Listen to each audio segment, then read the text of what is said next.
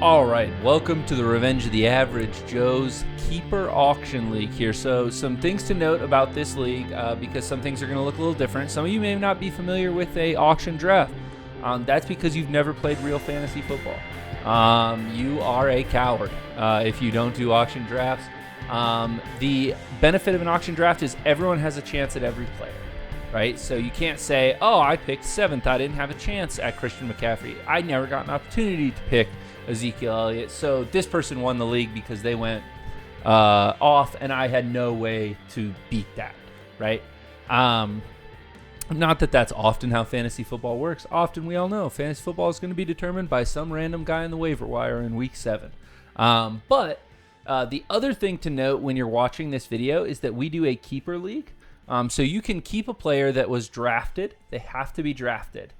You can trade some players that have been drafted, and that other person who got them can keep them.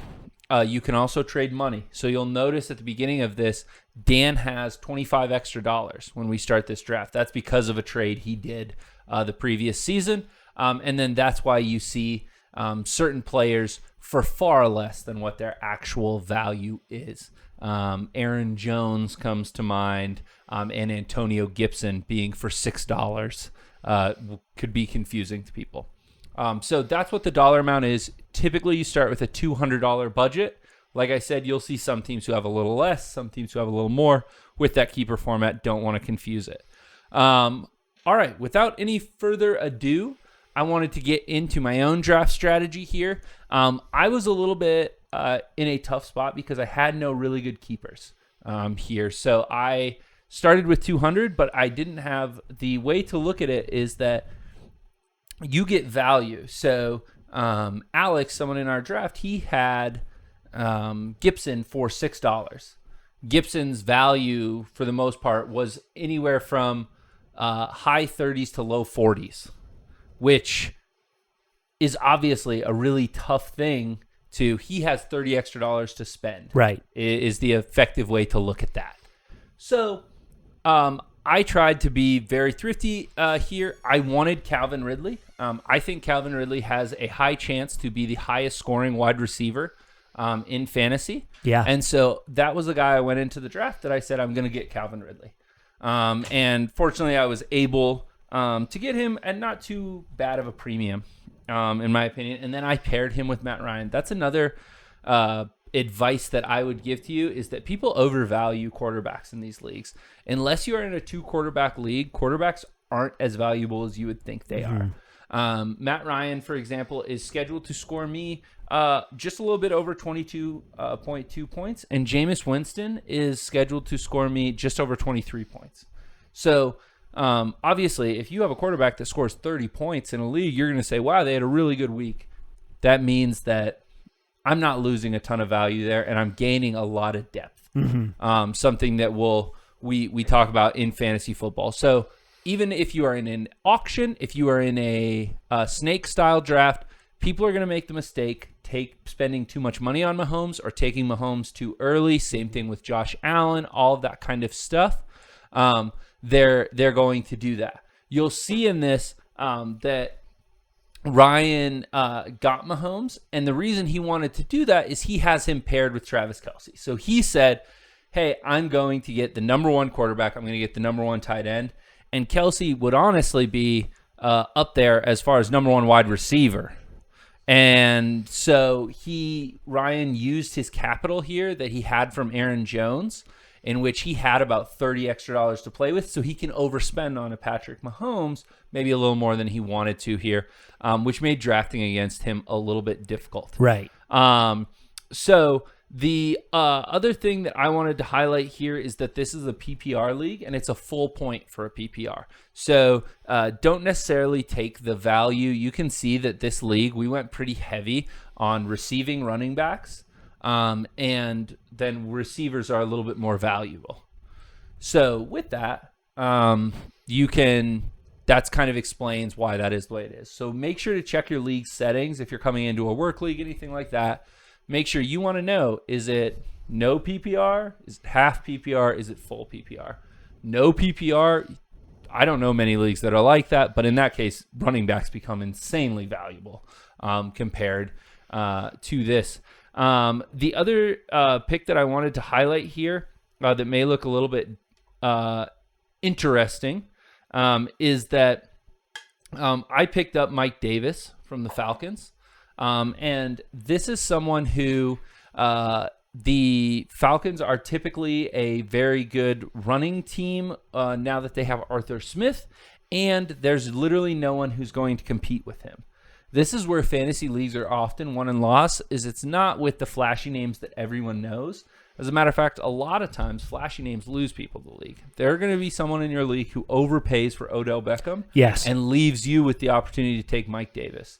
Mike Davis has no competition for touches. He has no competition for red zone touches. Yes. And so he's a guy who he may not be unbelievable, but he just has a high floor.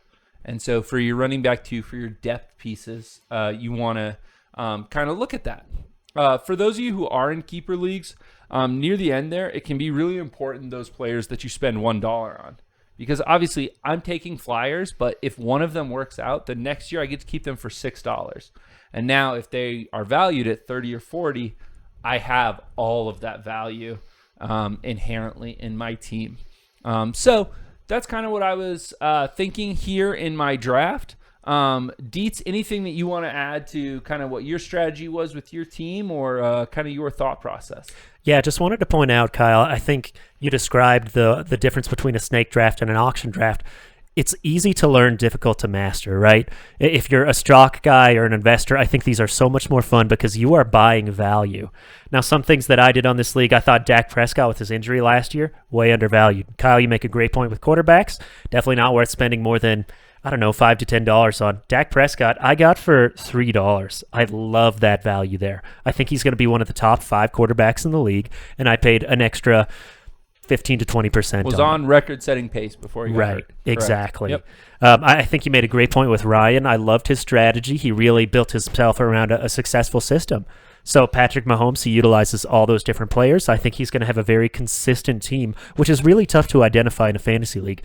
One thing I'll point out, if you have injuries on that team, if you have an injury to Patrick Mahomes, you're going to struggle. Yeah, my strategy, Kyle, I think just something that I looked for on my team was definitely value in the first few rounds. I love to be the heavy hitter later in rounds, so I sat back while people overspent. I made a couple bids early. I was not aggressive. I think you see people, especially who are novices, they'll go out and they'll spend $30 on Patrick Mahomes. When I can get a quarterback who's 10% less good or less efficient for 5% of the price, and I'm only losing in points by 2 or 3 a week, I'm going to make that up in wide receivers later in the draft. Like you said with Odell Beckham Jr., somebody paid $30 for him. I got Jarvis Landry for $7, right? I might score 2 points less a game, but then I have 23 extra dollars. So yep, and that also allowed you to take some guys like Hamler, like Jamar Chase, right? Like Carter, Michael Carter, the running back for the Jets, to where you have some depth there. To where when injuries happen, when those things happen, then you are going to be able to have some things to get going there. So those are kind of our two strategies there. Ryan, obviously, we've talked a little bit about your strategy with Mahomes and Kelsey. Talked a lot of blasphemy. I didn't hate it at all. I agree with Dietz that it gives you a slightly higher risk profile that you could afford because you had Aaron Jones for very cheap. Yes. You guys are talking risk profile, but you haven't mentioned the fact that I got Mac Jones for $2. I got Mac Jones for $2. I think he's worth about $1. I'm surprised someone bid you up. Okay. Anyways, that a rookie aside, quarterback, 0 NFL completions for $2. But I'm pairing Patrick Mahomes with Travis Kelce. Great. And if Patrick Mahomes gets hurt, I have Mac Jones. So I have 20 points on my bench right now. You know who He's else? projected for 20 points on my bench right now. So I'm not disagreeing with you guys that I did go all in on Patrick Mahomes and Travis Kelce. I went all in, and I used all of my Aaron Jones capital on it. But I also got Laviska Shenault. Yep. I got Antonio I love Brown. Laviska Shenault. I got a interesting stat on Kenny the year Galladay. two guys. Kenny Galladay was a little rough, and I've got some injury troubles in my wide receiver core, but I love the depth.